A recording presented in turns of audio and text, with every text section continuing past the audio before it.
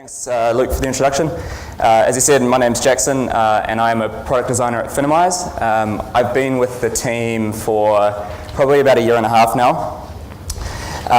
And kind of what I want to talk to you today about, obviously, is community.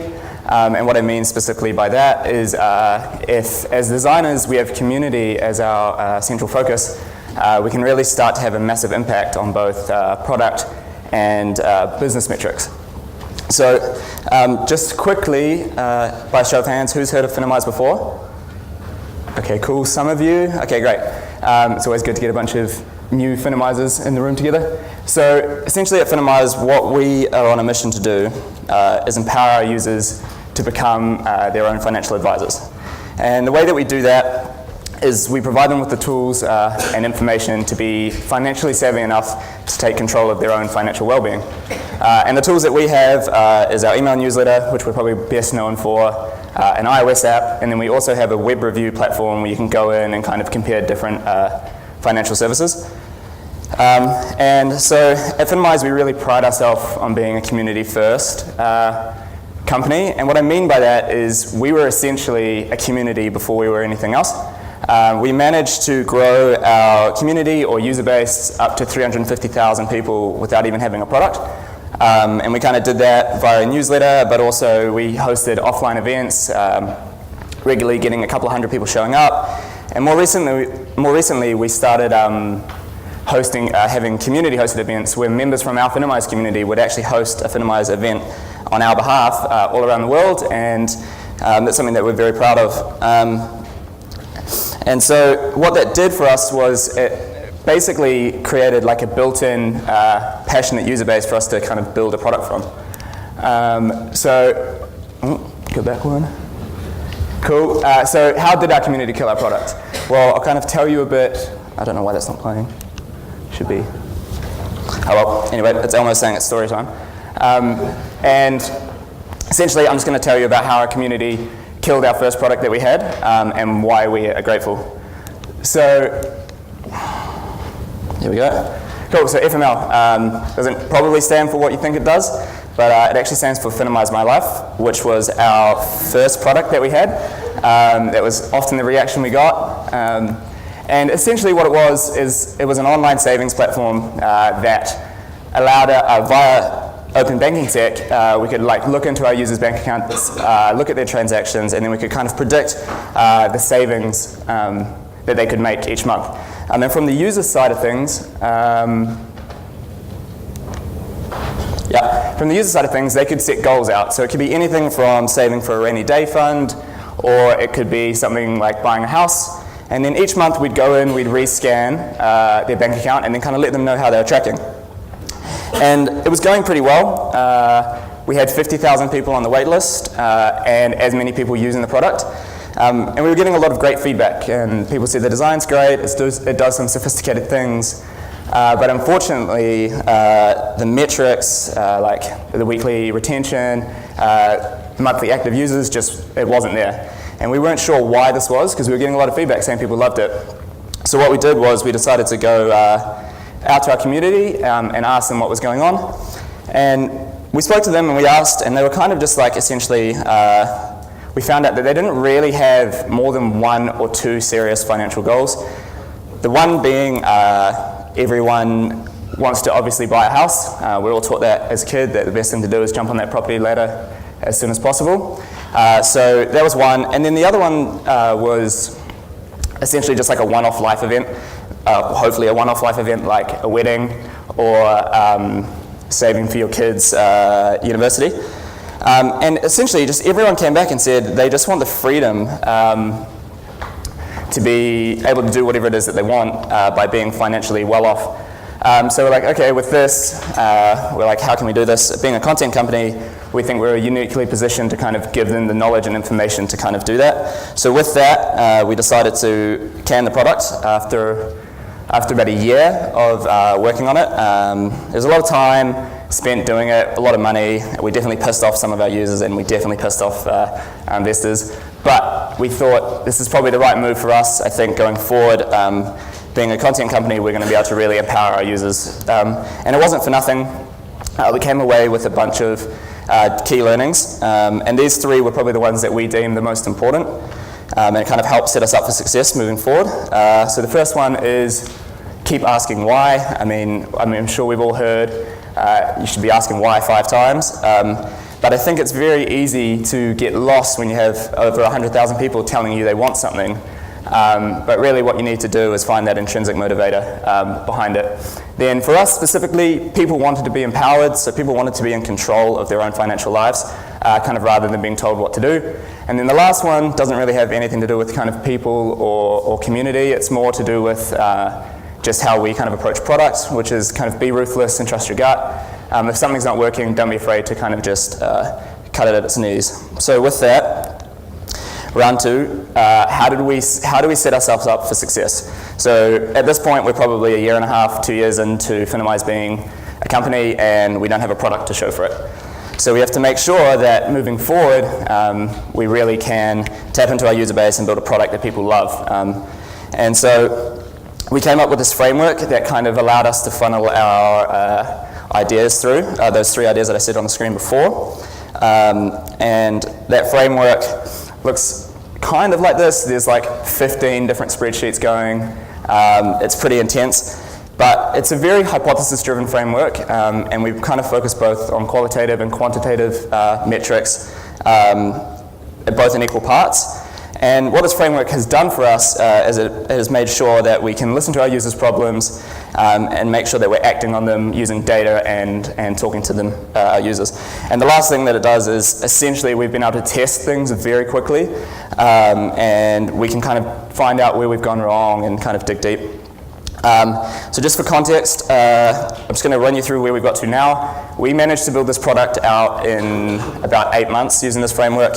We've gone on to be featured by Apple twice as App of the Day and Apps We Love, and also we managed to come second in the Product Hunt Design Awards last year. So we kind of think of Finimize as going on a bit of a journey, your normal financial journey that people would take. So the first thing is you kind of get sparked. Your interest gets sparked by seeing something in the news, and let's just use Tesla for an example. Let's say you see Tesla and you go, okay, cool, I really like this company and I think I want to buy some stocks. So then the next thing you do is you jump into our packs, which are basically just a collection of 5 sessions that kind of go on any topic from, I think we released one yesterday, which was about Warren Buffett. It can be picking weed stocks. But in this case, I want to buy a Tesla stock. So I'm going to go in, I'm going to read the stock picking app, and I'm going to find out how I can invest. And then finally, we have our provider section. Essentially is where you go in, you can compare fees, the performance, minimum deposit of different providers. And then we think the coolest part is actually the user-generated reviews. So what we've done is we put our community at the forefront of this section of the product, and basically other Finimizers can tell you what they think of those providers, and it can help influence your decision. And ultimately, that's what we kind of want. We want all of our users to make a financial decision, and we don't really care what that is, right? It could be something as awesome as making your first investment, or something as simple as leaving your money in your ISA because you're going to buy a house in the next year. But either way, as long as you felt empowered and confident that you've made the right choice, we think we've done our job. So with that, I'm going to walk you through a bit of an example of one of the product features that we... not working now? Cool. So one of the product features that we applied this framework to. And what I've done is I've kind of shrunk it down to 5 steps, which I call the process. And essentially, it's first, identify the problem. Second, propose a solution and the expected metrics. So what we do is we get in a room together, me and the entire product team, and what we do is we look at our behavioral funnel and we decide where it's going to move the metrics. And then we also have a tally of the expected results. Unfortunately, no one on the design team is winning. It's always the engineers, but whatever. And then the next step is design and build. So this is from conception all the way through to implementation on the engineering side of things. And then what we do is we run a bunch of lightweight tests, and then we decide to keep or kill the feature. And the keep or kill is pretty important. Even if something moves the metric by like 1%, we just deem it a fail. We don't want to bloat our product at the moment, especially as we're kind of new, and it's just important to move with speed. So the problem that we came up with for this example is users don't feel like the information provided to them is relevant enough. And being a content company that is trying to provide relevant information to our users, this is probably not a good place to be in. So the solution that we came up with was, let's make the onboarding more personal to the user so that they feel like the information will be more relevant to them. And so these were the expected results. So the first thing we thought it was going to move was the sign-up rate. So we thought we were going to get an increase in 10% there. The next one was load first article or pack session. And what I mean by that is like, we kind of define that as the first happy moment, or the moment where the user derives the first bit of value from us. And then the last thing is a bit of a like activation retention play, but it's essentially, does a user come back and repeat an action? And then so that's when myself and the team takes over. We get to do some cool stuff. So the first thing that we do as a design team is we have 5 values that we always want to apply to our designs. But for something to pass through our funnel, it has to meet at least 3. And the ones that I've chosen for this example that I'm going to show you is 1, we need to generate trust. So we're obviously working in finance, and we need to get our users to trust us pretty quickly. Then it's personalize the experience. So from all the learnings that we have from FML, essentially our users basically said they want to be the ones that were in control, so let's hand that over to them. And then the last one, create moments of joy, doesn't really move any obvious business or product metric, but we're a firm believer in making our users smile every step of the way, so we're happy to sacrifice a couple of percentage on our overall conversion if we can do that. So this was the old onboarding that we used. It's kind of like your very traditional swipe through carousel. It's got a lot of information. But what it's doing here is kind of contradictory to what we wanted to do, right? We wanted to empower the user to tell us what they wanted, and all we're doing here is kind of spewing information at them and expecting them to kind of understand what it is that we're going to get. So the solution that we came up with is this. I've got a quick little video just to kind of run you through me signing up real quick. Second play. Yeah, cool. So we've got this stupid little GIF of money raining in just to kind of make the user laugh when they jump in. And then the first thing we do is ask for the user's name. This is me. And then we can use that to readdress us. And then what we do is we ask some questions. So this one's about your investing knowledge. This one's about why you're coming to Finimize. And then it continues on through the onboarding process, which I'll kind of just skip on. And so just to kind of go back to the points that we had, the reason why we asked for the name up front was that we wanted to generate trust. And what this does is it creates familiarity between us and our users, or the product and the users, and it makes them feel like we're making an effort to get to know them. And then the next is personalize the experience. So what we're doing here is we're kind of priming the user to give us their information so that we can kind of set Finimize up, or at least set the expectation that Finimize is going to be directly for them. And finally, the GIFs. We actually thought this was probably going to have a slight negative effect on the funnel. It's a bit of a distraction and might create a bit of friction, but we kind of just thought they were funny and hopefully our users would smile, so we were kind of happy with that. So the results. So we put a lot of work into this. We were really stoked. We're like, okay, this is definitely going to do something. And so if we look at our signups, it actually went down 4%. So we're like, okay, this is obviously not great, right? Put all this time and effort, but that's fine. That's only one of the 3 metrics we're trying to solve. So we're like, okay, cool. This is the next happy moment, and that was even worse. So it's minus 6%, and we're like, oh man, what are we doing wrong? But we're like, okay, cool. We've got one more metric. It's going to be our saving grace, and it was only 1%. So by all intents and purposes, we probably could maybe deem this as a fail, and we kind of felt like this afterwards, right? Like we spent all this work, we're making a lot of effort, and we kind of just been knocked down our ass, right? But like I said in the framework, we focus both on qualitative and quantitative metrics, right? And we've only done the data side of things now, so what we really needed to do was like, let's find the driver behind why these numbers are just terrible. So we decided to talk to our users. We invited them all in for a wine and design night. We kind of regularly have our users in. We drink wine, eat cheese, kind of talk a bit of shit. And basically, we asked all of the users that went through the onboarding what they thought of it.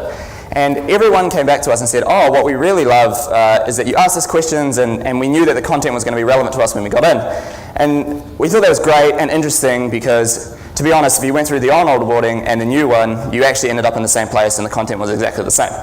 But what we had done was we had changed the way that we framed what Finimize was going to do for you by making it personal. And then the other thing that they said was essentially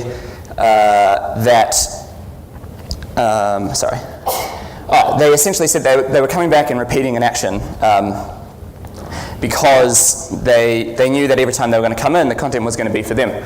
So we're like, okay, cool, well this lines up with our one metric that did do well, which was retention. So we're like, okay, let's have a dive into the retention metrics. And so we can see here with all of the cohort of users that came in via the new onboarding, we saw an uptick in retention in week 1 of 50%, week 2 was 21, week 3 was 58, and then week 11 was 83%. So what we managed to do was keep 83% more people all the way through to week 11, and at that point we were kind of happy to kind of sacrifice that 4% at the front end. So the other thing was we spoke to our users and we also looked at some of the data and we saw that there was a massive uptick in the overall numbers of people, number of people actually signing up to the app in total numbers. And we didn't really know what that was, so we kind of dug into the referral rate and we saw that those users are actually 43% more likely to refer their friends to us. And we kind of put that down to, obviously, people thought the content was more relevant to them, and therefore they're obviously just more likely to refer. So by looking at those metrics, we kind of deemed it a success. We all know this GIF. And kind of, I've gone a little bit quick, but to kind of wrap things up, we believe that if you have a really robust framework for testing things on, and you kind of apply these basic principles, which is keep asking why, people want to be empowered, and be ruthless, and trust your gut, you can really come up with some great products. So that's me. Thanks for listening. This isn't going to play, but it's actually the funniest GIF of them all. But yeah, so obviously we're hiring. If you want to join a company and your boss lets you put stupid GIFs into your presentation like this, come hit me up or my colleague afterwards, or go to finimize.com/jobs. Thanks.